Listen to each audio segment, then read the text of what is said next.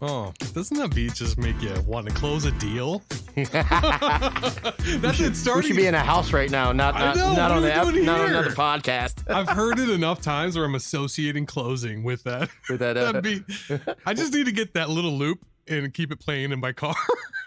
Love it. Well, welcome to the Closers Mindset, welcome. episode 18. And Caps and Lynch episode with Caps and Lynch is going to bringing it to the streets, baby. That's right. This is our first episode. We're actually going to do a call-in, a buddy of ours that's been in the business for a while, and get his take on the biz, get some of his stories on it, and have some fun with it. I hear he's a closer. He is, and we're going to do this live, so I'm just going to call him directly from my phone. Let's check it out and see how He this hasn't goes. answered his text message, though. Just like salespeople, right? All right. Oh, we can hear the ring and everything. You can hear the ring and everything, baby. Wow, this is new to us, guys. Lynchburger. How'd I know you were going to come up with some name like this, bro? What's up, G-Man? What's going on? Welcome to the show. Thank you. Thank you. I got my buddy Caps on here, too, so I'll introduce you. This is Gerald Caps. Hey, Gerald, nice to meet you. Cats. So that's all he's got for me. That's all he got. I didn't give him enough time to come up with something better. Yeah, capital punishment. I couldn't remember your name from the text. I apologize. Sir. Yeah, I know. Right. Not any I had disrespect to put intended. these new names in, right? Yeah. These alter egos of ours, bro. Thanks for can I joining us, swear? for real. You're our first ever guest. So when this thing is like wide across the world, You'll be like you'll be the first many. of many. That would be awesome to put on my tombstone, but royalties are better. I like it. Oh. Well, hey, bro, tell us, tell the audience a little bit about your background, and I got some questions for you, man. I know, gosh, what, going on 10, 11 years now? I've known you? 12. 12. Yeah.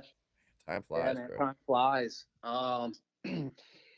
So my experience in the in-home sales world is about 12 years old now. I did some sort of sales off and on prior to getting into specifically home improvements and in-home sales. So I've done, on the sales side, I've held every role there can be, rep, a team leader, a field sales manager, an actual sales manager, general manager. Currently hold a director of sales title with my current employer. Oh man, how many? Next step is to own, bro. That's all we're missing on the That's the resume. Let's try I don't it. know if you can go any higher than that. Or president, I mean. I made a move today. Yeah. Yeah. We have a couple of divisions in our organization, and Now, yeah. now with your organization, don't give anything away because we don't want to Yeah, give that. But are you guys first call close? No, we're not. If the opportunity presents, about 40%, 42%. It's funny is I do a monthly executive check-in. So the ownership and me have a meeting once a month, and today was that day. So all my statistics and data are top of mind. So 42% of our sales thus far this year are one call close. And our call center is really, really, really soft. Soft's not the right word. Really conscious of not pushing too hard. We're not a 100% one call close organization. So what we've done to overcome that, number one, is the call center has some training and scripting, and they're really good at it, setting us up. And number two, you got to give your sales team the tools to win. So we created a process on that initial call with some scripting, just low level scripting that just get them into the conversation and to make sure that all parties weighing in on options, design styles, financial options are present. And so I've been, with the org a little over 7 months now, and we increased that. It sounds like you've been like kind of gearing towards more of a first call there. Is that right? If I'm saying that right? I missed that again. You're gearing this company more towards a first call now, and kind of giving them the tools and everything so they can do more of a first call. Because I know Yeah, that's where you came from. That's our world. yeah, yeah. That's the ultimate goal. But we'll never turn down. If you have an adamant, for lack of a better term, Follow up. one legger, then Whatever, Caps. we'll uh, we'll go and We've had some meet. arguments, G-Man, about follow up. These new youngsters in the biz love the idea of follow up, and I'm not against So it. I've had here's to. my question. I mean, after hearing what you're talking about, Gerald, sounds like you probably have an attitude about sales. Do you still hold that strong in your heart that that's how you do it is first call close, or else you're 50% chance they're not going to be your customer when you leave the door, right? Yeah, I would give up my firstborn if we were 100% one call close. So how do you balance that? You know, in It's your Yeah, it's a sticky wicket, man. You just have to be, number one, you gotta dig into the data and make sure that the processes are being followed. But what you can do, and I've done this in the past, is you oversteer your guys to a certain discipline, and then it goes total opposite. For an example, I had a team in Tampa, Florida that I took over, and their demo rate was incredibly low. So we banged on it and banged on it, trained it, and guess what? Our demo rate went up unusually high. So what we found is we oversteered the team, and they were, pitching one leggers because, hey, I got to get in the house and got to get a price on the table. So there is a balance there, and it's not an easy one to strike, specifically because the organization isn't a specifically a one call close company or a multiple call company. So it's tough, and I don't. If you guys have any fairy dust you could sprinkle on it and give me the solution that would make it lovely, there isn't. When you find that fairy dust, bro, send it over to me too. Yeah, Because for sure. I need like a couple bags of that. And it's something the topic we've talked about here a couple times too. Because I'm a big believer in first call. You're in to win it. That's the best shot you have. Yes, I'm not against getting some of that gravy to put on top of my mashed potatoes, maybe a little butter too. But I'm always just don't set yourself up for gravy. I think we kind of agreed on. I just but always believe there was always a way to close that deal, and there's just something you didn't do to get it, and that's all. That's all I'm saying. I agree. I agree with you. See, I'll take our design consultants side of it, where, hey, the appointment wasn't set up for a one call close, so I set a follow up appointment, and I'm totally good with that. And what you should do is train up your team, and then trust them to make the right decision, and then Yeah, um, that's where it really goes into that, and I see that point because the organization I'm with, we don't have that option. Organization right, you're with, you do have that option. my last right, organization, our call center was very much, hey, they're just going to come give you the information, and they're going to give you a year price, and in the back end we were first call closers. So that's uh-huh. that's kind of the balance we struck. And now my company that I'm at doesn't require any first call close. They uphold it and they applaud it and all of that. I should say applaud it, and when it happens, but it's Yeah, the same thing you're talking about there. Yeah, yeah, well, and it's almost exactly the same. if you think about it from an organizational standpoint, you're much more profitable too. Uh, Cost of leads are lower if you can convert on the first call. So, I think we have a pretty good balance where I'm at now, where, um, just like I said, just trusting the guys to make the right decision after you give them the tools so they know how to do it. Yep. I like it. I like it. So, give me some good juice, man. I need to know the craziest house you've ever been in.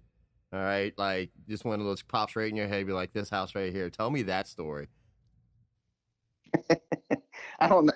Look, you and I have had some crazy stories from Northern Virginia.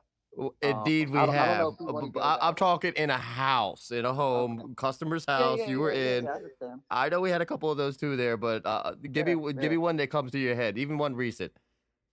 Um, so I got two, like, one. This is probably the craziest one, and I've been writing a book for like 8 years, right? So this is one of the chapters, and it's called "Don't Worry, the Dog Will Get It." So Okay. Central PA, my people, right? Blue collar, hardworking. These are people that can't afford to do it wrong, so they'll pay the price to get it done right, right? So I believe it was a little walkout bay window. So three windows, some rot, blah blah blah. The house is in pretty bad shape, meaning, look, I don't. People live how they live. I don't care. But this was pretty bad. Um, so I go through my deal, the presentation side, and we're sitting at the closing table, and um, I'm going through my pre-close, and I hear this noise, and I look down, and the cat is literally. We're sitting at the kitchen table, carpeted, by the way, and What? Hold up. Wait, I the hear this kitchen table noise. is carpeted or the floor? The, the floor, Oh, the okay. floor. I thought you The- said the kitchen table. Carpeted, by the way. If I remember correctly, the table was so sticky there was fuzz on it, so Oh, it that's could the have taken worst. nice. Sticky tables, man. Did That's book number did 2 your for you, hand, Gerald. the hand kind of got it. You had to pull it off of there. Your You ever see computer that- just peels off the table. Ever see that movie Get Him to the Greek where he's rubbing the shag carpet wall to calm down? That's what it was like. Oh God. No, I'm exaggerating a little bit. So anyway, I hear this noise. I hear this noise. I look down right at the table, and the cat is puking up something, right? Oh my gosh. And we just get quiet, and I look at the husband, No, he did not say that. and he looks at me, and he goes, "Don't worry about it. The dog will get it." No. And I'm like, "Hold on, it gets better." So I'm like, "Cool, no problem." So we go through our pre-close, and ended up selling them the windows, Nice. and Nice.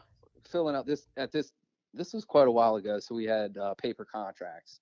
So I was filling out paperwork, and I hear a slurping sound. I look down, and sure enough, the dog was getting it. Oh, God. And the guy looks at me, and he's like, "Told you." I said, "Yes, sir. Yes, sir, you did." Yes, you did. Press Oh, hard. There's 3 man. copies here. Oh, man. Oh gosh. I suppose at that point, you almost should be like, dude, your cat's puking on my foot by the damn windows, right? That's why I wear shoe covers. Yeah, we've talked about shoe covers versus taking your shoes off, and Yep. stepping somewhere. Oh, because you've been in The squish sound. I was talking to my buddy the other day, and he was like, "Yeah, I took my shoes off, walked. When I came back, left them on the whole time." Absolutely. Trying to think of some other. Oh, come on! Like, I remember when I was telling Caps about with cats. Like this lady Cats. had 40 cats in her house. No, not 40, 30. 30. Still, 30 cats in said, one yeah. house is insane. Yeah, that's a lot. That was Yeah. insane. I shared the story, and with the dog that kept humping my foot, humping the kid, humping everything. He needs a girlfriend. I'm like, no, he needs to go in the other room. That's what needs to happen right now. I had one that strikes me as kind of a just a funny situation. Older dude, he was in sales for years. I think he sold, if I remember correctly, heavy equipment. His wife was super nice, and I had a newbie along on a ride along, and I'll give you the total transparency. I was pissed at this appointment because it was for, I don't know, 2 windows, 3 windows, something like that. And we had a lot of multiple 10, 15, 20 window leads. And so I didn't represent myself very well with the new guy. I was pissed when we first got there. So anyway, we get in there, and once you get those competitive juices start flowing when you walk through the door, all that bullshit falls away, and you're focused on the task in hand. So we go through, and it turned out to be like the second story of a townhouse, so 5 or 6 windows, something like that. So not a bad opportunity. And as I mentioned, the guy's an old school sales guy, and we go through our presentation, and the newbie has instructions not to talk. Fly on the As wall. they should.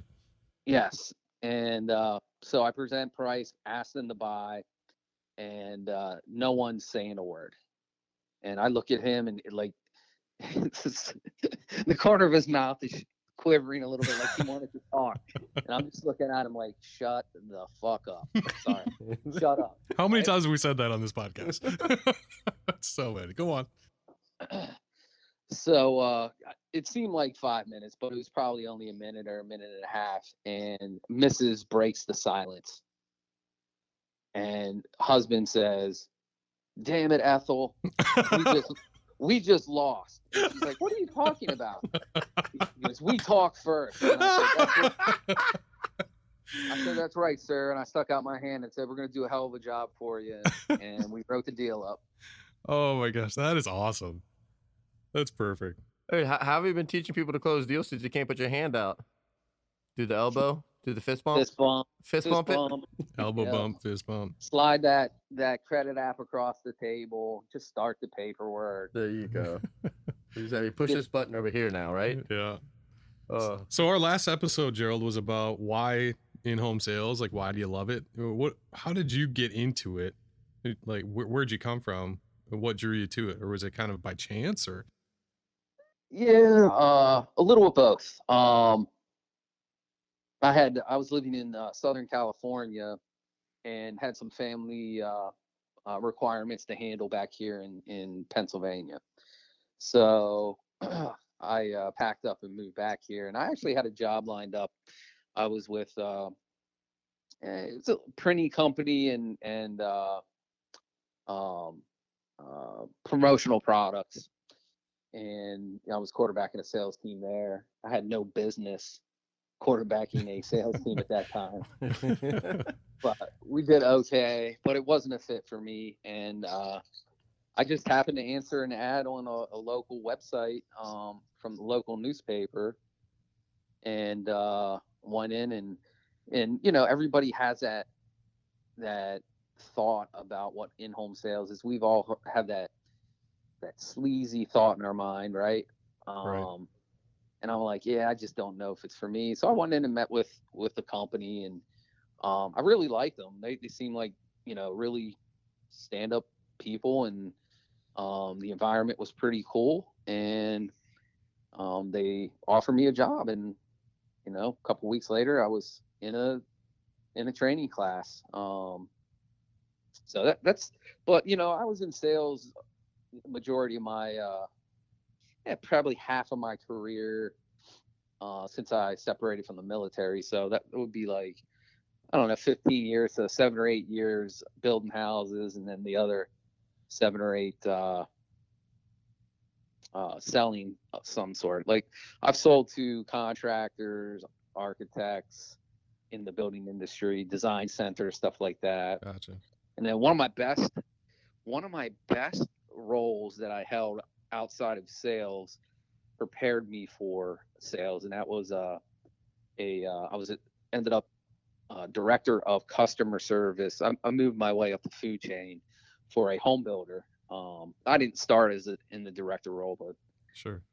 moved up there. And when you're in customer service, your phone does not ring with people telling you, "Hey, your guys did a great job." It's always an issue. And I quickly learned going out and seeing somebody in person is the best way to do it. You cannot handle it over the phone. And that kind of like set the foundation on how to deal with people that aren't necessarily wanting to deal with you. So outside of my sales training, mentorship, and my relationships that I've had in the inside the industry, that's probably been my best training to date. That's interesting. I could see how that would translate very well. Huge. Yep. I fell into the in-home sales. Just like I said, I answered that ad, and I liked the company, and you're still in it now. Yeah. Did you do anything else? No way. You love it, huh? I love it. Why? Oh man, like the reason has changed over the years. I know it's management now for you, but like just yeah. the I know you miss it, bro. You gotta miss it. You gotta miss going to home. I do. It's there's nothing better than walking into a home and connecting with people and them trusting you with their most valuable possession, right? Everybody knows that, and enough trust and rapport built, and urgency that they'll write you a $15,000-$20,000 check on the spot. Like that's better than, dare I say, Drugs. sex. Sex. Oh, I like how Lynch goes to drugs first. drugs first. You're gonna edit that out, right? Sex is gonna be a close one. But yeah, it's that rush. It's that like for me, still if I was out in the field still like that every day, if I didn't get my fix or my sale by the third day, I was jittery. It's weird, right? Yeah, I remember one time. This is probably not too long ago, maybe 4 or 5 years ago. So I'd been pitching in a home 5, 6, 7 years, something like that, and uh, I had my boss was with me, on a ride along, which we all should be doing with our people. And I was a proven entity, so he didn't need to ride with me, but that was part of the deal and helps you get better. But in any case, I lay down the price, and we ended up selling it and whatnot. But I didn't even notice this, and when we were debriefing after the call, he said, "Why'd you get goosebumps?" And I'm like, "What are you talking about, man?" And he's like, "The minute that you put the price on the table, I saw goosebumps and your hair stand up on end on your arms." I'm like, "Really?" Like I never noticed it. It's just Yeah. that excitement. If anybody's ever owned a dog, they Yeah. not an Yep. analogy, but like a I was dog just is so excited. picturing my puppy. Yep. Yeah. It's addictive, and when you get good at it, man, like the initial drive was you know a job in a company that I could get behind. I really didn't believe the amount of money that they were saying I could make. Right. No one But does. Which lo doesn't and help with the whole behold, sleazy thing, right? You're walking in, yeah, they're like, "We got 6 figures for you." You're like, "Yeah. Just tell me yeah, more."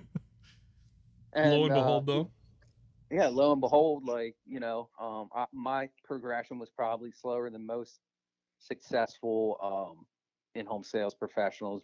Took me about a year to really figure it out, and then another year to really maximize every opportunity that I had. And a lot of it is self-control and self-discipline and whatnot, and a lot of it's belief, man. Once you believe in what you're doing, and you're helping people, and you're making an incredible living doing something that you love, it's the best, man. It's the best. And it becomes easy. It's It does, interesting. right? It can be the easiest job in the world. It can be the hardest job in the world. I have a guy right now that's been doing it on my team almost 20 years, and he's struggling right now. And had a long talk with him today, and it's like, your bills paid, yep. Family healthy, yep. Well, you've done this for 19 years, right? Like your lifestyle was set. You can do this. It's just another one of those little blips on the radar. I know. I just needed to hear that. So it could be the hardest job in the world, and this guy's a proven producer year over year. But it happens to all of us. You get into a little rut, and We get then in the rut, and we also forget the fundamentals and going back to the basics. you And are a sales manager, aren't you? I agree 100%. manager, rep, team leader, repertoire. Yeah, all above. Ride-alongs are crucial. Like, I couldn't agree with you more on the ride-alongs. Yeah. I think it's interesting your story of how you got to be a master at your craft. We've talked a lot about that. A pro puts in the work. What work did you put into? 2 years might feel like a long time to be getting better at something, right? Oh, here's the secret, man. I'm getting better. I got better today, and my goal is to I get got better goosebumps just tomorrow. now, bro. Do you feel that? I got Yeah, goosebumps just now. once you think you made it is when you start regressing. Like it's a never ending battle.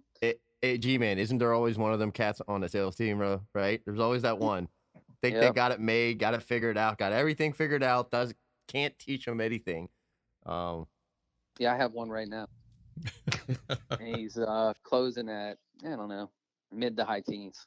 Ouch. Like, it's just successful, and it's all ego, guys. That's what it is. Like, and you know what? I don't have all the answers, and neither do you two. But No, we chances don't. are, if we don't, This is an ever growing, ever evolving show. right? Yeah. We've learned so So, much just in the fat cast we've done here. Yeah. That's the first podcast we ever did. We mentioned, hey, we're not saying we're the closers out there. We just, we're a couple of guys who like talking about it, I guess. So, right on. I put That's my game cool. up against anybody though. oh, 100%. Yeah, I would back that up. I've seen the lynch in action. I'm a little crazier now. I get a little. You know what I found out watching in the homes is it's all fear of asking. That's all it is. People really don't care. Just ask. Brutal Yep. honesty. So easy.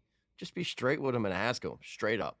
Fear of rejection, man. There it Right. is. Yeah, they go buy it and they only want to ask about if you want to buy or not. Like, what happened to a pre-close? Like, what the F happened to a pre-close?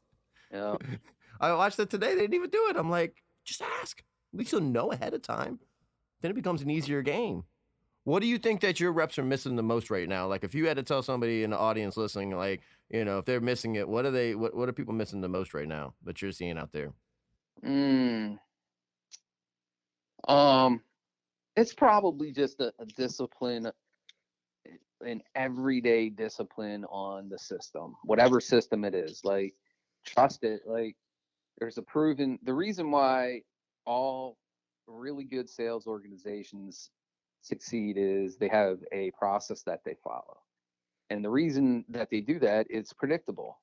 So if you do steps A through Z, we're going to get this result out this many times, this percentage of the time, right?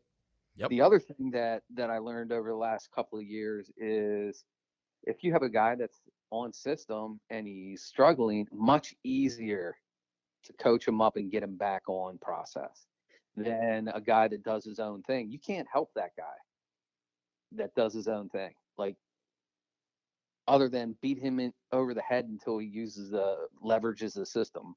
But yeah, there's a predictable result when you're following a system, and it's super easy to I shouldn't say super easy. It's easier to get a guy back on track, because you as a manager can walk in there, watch him, and see where he is falling down, and pick it up for him. Nice. Makes That's sense. good stuff. Yeah. We've talked a lot about that too. Yeah, we have. Okay, I got another one for you. This is the big debate. We have a lot of debates here. Old school versus new school. So, all right, since you came up with paper. Does he know my background? No. I've got like a year and a half of sales under my belt. So, and he's all new school, and everything's digital. Yeah. So, do You got you think faux the hawk. pitch book should still be used? All right, or do you think it should all be digital? I don't have a faux hawk, if that's what you just asked. Yes, I did ask that. Just curious. Oh, no. I think it'd be called a pompadour is appropriate.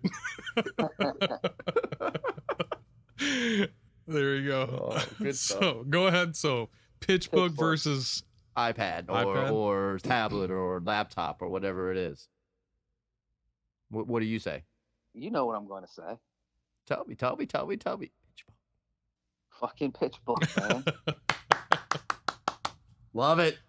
why? It's tangible. There's merits on both sides. I think if I was running appointments for my living day in day out now, I would have both. Me too. I agree with that. I would wholeheartedly. You have to integrate both. Why do you feel that way? Yeah, like there's a certain sect of people. I would say, I hate to put a number on it, maybe early 30s on down, maybe mid 30s, I don't know, where maybe even 40s, early 40s, where everything is digital, right? And they'll pay more attention that way. I think that would resonate. I think the technology, specifically iPad, resonates with a certain percentage of people, and I think that's growing every year, just because of our society is so immersed in technology, and we're buying $2,000 iPhones, but we won't spend a couple grand to fix up our house. I mean, how crazy is that, right? Yes. And how much a month do we spend on these things? Yeah, no shit. So, I mean, literally, I walked into my new organization with a pitch book that's probably, I mean, I haven't thrown anything away in almost 12 years, right? And they looked at that and they're like, what is that? Right? They don't even know what that is, dude. I've You know tried to what that tell I is? tried to tell some of my peers, and they're like, huh? Dude, You know what that is? It's $1 million a year sitting right there. That's what it is. boom, baby. I like it. Yeah, I just try to get people to put a picture book together. Yeah, even that's powerful, Yeah, so I think the question prior to this one was putting in the work in 2 years, right? Yeah, putting into work what you did to maintain and to learn and grow and be Yeah, successful. I'll tell you, one of the best things was just the organization I was came up with originally.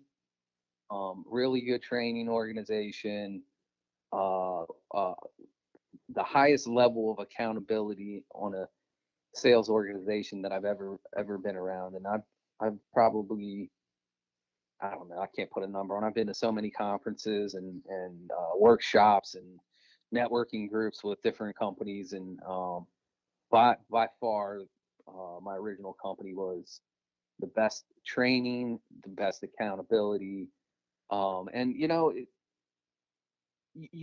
we had some really accomplished, successful guys on the team, and I aspired to be like that. You know, like, and I didn't know it initially, but a year in, I could tell that financially this could change my life. And the crazy thing is, um, those relationships and the affiliation with that original organization did change my life financially, but it also changed my life as a human being. Like, it made me a better person, and I'm not exaggerating any at all. Lynch and I met, right, was at this organization. A rock solid place. I wholeheartedly agree, and a phenomenal training program, and they really dug into it, and they practiced a lot. Failure is not an option. Like, It is not an option. No, then I mean, and it was drilled in our head. And it was different. And I don't know. I don't know about the leads today that your reps are running, but they're a lot easier than the leads we used to run, in my opinion. oh, without your first, I don't know how many years, did you ever even sniff a TV lead? What's that? Yeah, no shit. Hey, here's uh, a Clipper magazine lead. Go make it rain. Here's a canvas lead. I love canvas leads, though. So do I. All day long. But you just this industry and like sports, really good analogy. Like, once you achieve a certain level, Hmm. you typically don't go backwards, because and it's all the power of the mind. You believe that you can do it, so you just do it. Like, I Just do it mean, like Nike. yeah, yeah, So, are you interviewing a lot of reps as well? yeah, Okay. yes. What are the three big things that you're looking for? The attributes when you're looking for an in-home closer. Oh, there's two different types of, like, I interviewed recently, a handful of, I would say, successful in-home sales guys that were looking to make a change. And uh, I know they could close, but not going to offer them a position. My number one, number two, and number three qualifiers are culture, culture, and culture. You can you can bring one bad dude onto a really good team and ruin the whole thing. Um, so the number one thing that I'm hiring for is culture, and this might sum up my mindset behind that. And it's, I can train anybody, I can teach anybody to do anything, really, right? But I can't teach a bad person to be a good person. And when you come across, and we work with a couple, Lynch, um, we work with a couple, and they took away as much as they brought. Like, Yes, they did. I see members on our teams now that are doing the same thing. It's like they're like vampires. They suck out all the energy. yeah, get them the fuck out. Like, cut out the cancer. And I used to worry about covering leads, and who gives a shit? Like, you get rid of one or two bad people, and I'm talking not performance, but attitude, Yeah. effort. You get rid of those people and watch your team flourish. Watch them. So That's good attitude and stuff, effort yeah. are big. And you see, I've noticed laziness lately in a lot of the interviewing and other reps and some of that. It's just that drive, that energy for it. Yeah, I'm not bashful about asking what they desire to make, like, just to get, see if they're hungry. I'll take that dude that wants to maximize his opportunity and change his life. He'll Once you give him the tools, he'll run through a brick wall for you. Like, That's the one I want. once you show a guy how he can change his life, he'll die for you, man. And you know the the inverse is true. Like, you'll die for them too because you love him so much, and not because of his performance or his metrics, but because of who he is. Like, I have a team right now that I'd lay down the traffic for. That's good stuff, man. That's good. Yeah. So audience, listen up. Be good to your managers out there, right? Yeah. Absolutely, Christmas is coming. Yeah. Hey, and by the way, managers don't make as much as salespeople. Make sure everybody's very aware of that. Okay. Nobody knows that. Nobody knows that. They all think every sales rep thinks the manager's making a ton of money. We don't do this for the money anymore. We do it for the hours and to help other people. And that's it. Help other people, man. That's That's it. I contemplate. I'll tell you, I contemplate going back and forth every now and again. I like, that's why I love going out in the field as I do now. But I've contemplated just being out in the field again because I really enjoy being in the home and really enjoy just talking with people and having fun, meeting walks of life. I had a conversation with a CEO that I respect immensely in our industry, and I was considering taking a management job and relocating, and or it might have been a couple months into my relocation, and I came back to corporate, and we went out and had lunch, and we're talking, and he's asking me how it's going and whatnot, and I said, I don't know if this is for me. I can be making more money and less stress, and I'm asking myself why. And he looked at me and he goes, "Yeah, that's a solid question." And he goes, "Do you want me to give you the answer? Because I know you probably better than you know yourself." I'm like, "All right."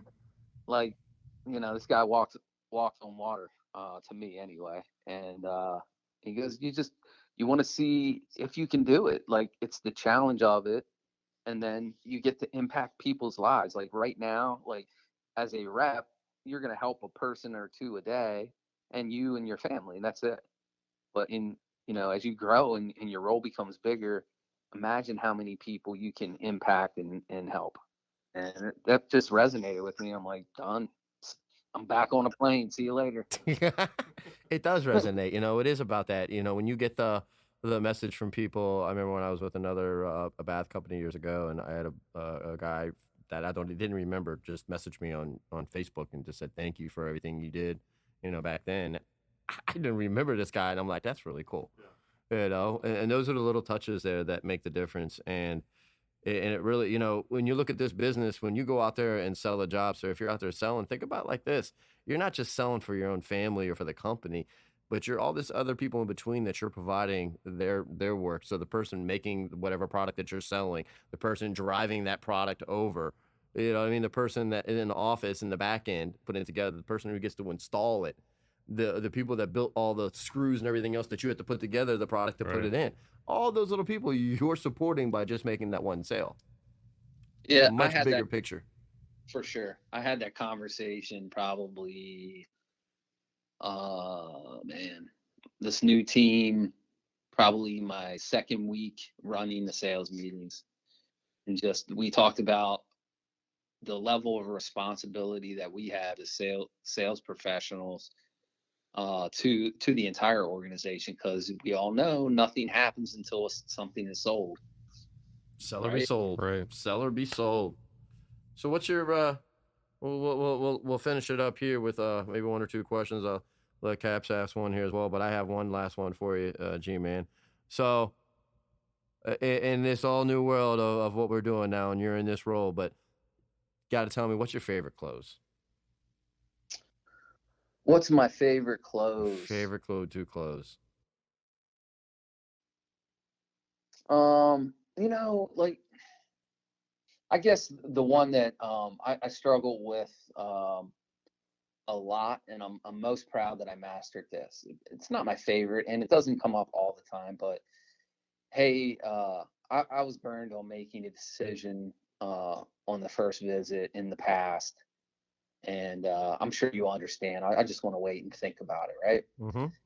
And you know, you get down and you start discussing the decision that they made previously, and it wasn't that they made the decision; it was ultimately the company that they chose. And if you would have waited 2 weeks and chose the same company, the result most likely would have been the same, right? Yeah. And now this company is causing you to make two bad decisions. One, choosing them, and two, not choosing me. So there's no risk here. Let's get it started. That's good stuff. Yeah. That's good stuff right there. Notate that one. Yep. I'm gonna try to throw that in sometime in the next week. Practice See how it. it That's goes. called, Yep. that's called the direct angle close. The reason, it's the exact reason why you should make this decision tonight. Yeah, that's good. You just flip. But if you think about it logically, right, it has no logic. Hey, I made a bad decision. Yeah, well, you could have waited a year and called that company. It would have been the same. Yeah. Right. When you decide is not the problem. It's Who you decide to go with. Yeah. and get them to say that. Perfect. That's Yep. beautiful. Yeah, that's good. What about your question for G-Man here? Nothing so specific, excuse me. More just in general. I mean, we got all these people listening by now, 18 episodes in. What do you have to say to all the closers and hopeful closers, wannabe closers, whatever, whoever's out there? Any last tidbits, I guess. Closing thoughts? remarks. Closing remarks for the closers and soon to be closers. Do we got another 30 minutes? 'Cause I can- So true. So true. I could go. Probably the biggest piece of advice that I would give everyone. There's so many, but number one, don't listen to anybody else outside of your circle of influence at work or wherever you're at. Like, the reason why people tell you you're crazy for doing a commission only or a heavy loaded commission is because they're scared and they wouldn't do it themselves. Who cares? That's great for them. Follow your heart and go for it. Effort equals result. As much effort as you put in, that's going to be reciprocated by the amount of results positive results you're getting. So I'm all about hard work, man. The harder you work, the luckier you get, right? There you go. And then just be a student. Like, we started this podcast, this section out with, talking about, hey, I'm not done learning. I mean, I'm not. I've been in it a while. There's people that have been doing it longer than me, and I learned stuff from our newest rep. So continuous improvement, just getting better every day. You're not going to solve. You're not going to just miracle yourself into this incredible sales professional. It takes time and it takes practice. That would be, your most valuable time starting out the first year is not your appointments. It's what you do with the time in between your appointments.